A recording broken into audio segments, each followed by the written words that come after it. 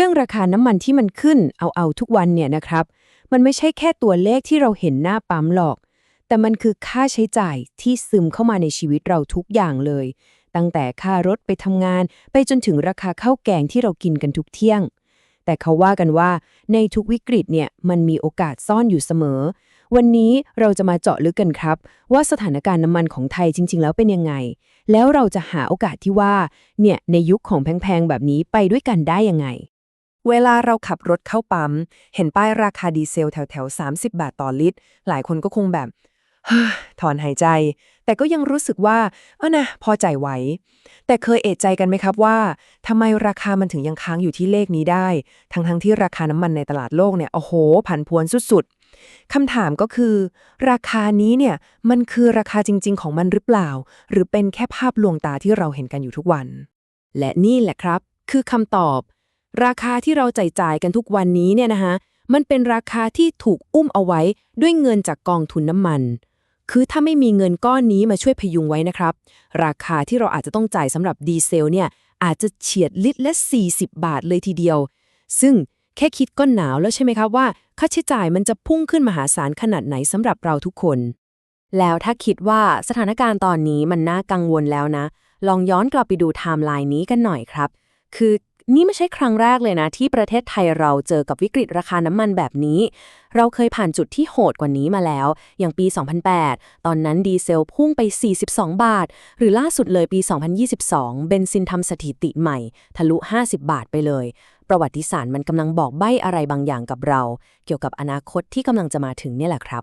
และนี่คือความจริงคือหัวใจสำคัญที่เราต้องยอมรับให้ได้ครับไม่ว่ารัฐบาลจะพยายามแค่ไหนจะใช้เงินอุดหนุนเท่าไหร่เพื่อตรึงราคาในประเทศไว้แต่สุดท้ายแล้วประเทศไทยก็ไม่เคยหนีวงจรราคาน้ำมันของโลกได้พ้นเลยแม้แต่ครั้งเดียวเราก็เหมือนเป็นผู้เล่นตัวเล็กๆคนหนึ่งในสนามพลังงานโลกที่มันใหญ่มากๆเอาล่ะแล้วอะไรกันล่ะที่เป็นตัวแปรสำคัญที่ทำให้ราคาน้ำมันบ้านเรามันแกว่งขึ้นแกว่งลงเหมือนรถไฟเหาะตีลังกาขนาดนี้เดี๋ยวเราจะมาผ่าให้ดูกันชัดๆเลยครับกับ4ปัจจัยหลักที่อยู่เบื้องหลังความผันผวนทั้งหมดนี้ปัจจัยแรกสุดเลยนะครับคือเราเนี่ยพึ่งพาการนำเข้าน้ำมันเป็นหลักเลยพอเราผลิตเองได้ไม่พอใช้เราก็ต้องไปซื้อเขามาจากตลาดโลกมันเลยทำให้ราคาบ้านเราเนี่ยถูกผูกติดกับราคาโลกแบบเลี่ยงไม่ได้เลย2คือสถานการณ์โลกครับแค่มีข่าวความขัดแย้งที่ไหนสักแห่งในตะวันออกกลางเนี่ยราคาน้ำมันก็พร้อมจะดีดตัวขึ้นทันทีเลย3ก็คือเรื่องค่างเงินบาทของเราเองนี่แหละยิ่งเงินบาทอ่อนเราก็ยิ่งต้องใช้เงินมากขึ้นเพื่อซื้อน้ำมันในปริมาณเท่าเดิมและสุดท้ายครับคือโครงสร้างราคาในประเทศเราเองนี่แหละที่มันมีทั้งภาษีมีทั้งเงินกองทุนซ้อนทับกันอยู่ทำให้ราคาสุดท้ายที่เราจ่ายมันซับซ้อนขึ้นไปอีกดูภาพนี้จะเข้าใจง่ายขึ้นเยอะเลยครับว่าในน้ำมัน1ลิตรที่เราเติมกันเนี่ยโหครึ่งหนึ่งเลยนะ 50% คือต้นทุนราคาน้ำมันดิบล้วนๆเลยส่วนที่เหลือก็จะเป็นค่าการกลั่นภาษีต่างๆที่เราต้องจ่ายแล้วก็เงินที่ต้องส่งเข้ากองทุนน้ำมันซึ่งไอ้เจ้ากองทุนนี้แหละที่เป็นเครื่องมือสำคัญในการพยุงราคาอย่างที่เราคุยกันไปแต่ไอ้เครื่องมือสำคัญที่เราใช้พยุงราคามาตลอดอย่างกองทุนน้ำมันเนี่ยตอนนี้มันกำลังจะถึงจุดที่เรียกว่าจุดแตกหักแล้วครับซึ่งมันอาจจะส่งผลกระทบเป็นวงกว้างถึงเราทุกคนเลยปัญหาใหญ่มากๆเลยก็คือกระปุกออมสินที่ชื่อว่ากองทุนน้ำมันที่คอยเป็นเหมือนกันชนให้เรามาตลอดตอนนี้มันใกล้จะแตกแล้วครับ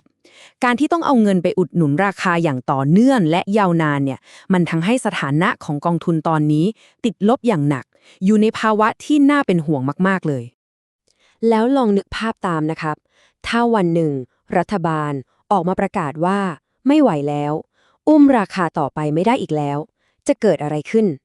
คำตอบมันง่ายมากเลยครับก็คือราคาหน้าปั๊มมันจะดีดขึ้นไปหาราคาจริงของมันในชั่วข้ามคืนและนั่นแหละครับคือจุดเริ่มต้นของโดมิโนเอฟเฟกต์ที่จะสะเทือนไปทั้งระบบเศรษฐกิจเลยแต่ท่ามกลางข่าวร้ายๆที่เราคุยกันมาทั้งหมดเนี่ยมันก็มีข่าวดีซ่อนอยู่นะครับวิกฤตครั้งนี้เนี่ยมันกำลังบีบให้เกิดการเปลี่ยนแปลงครั้งใหญ่หรือที่เขาเรียกกันว่า the great shift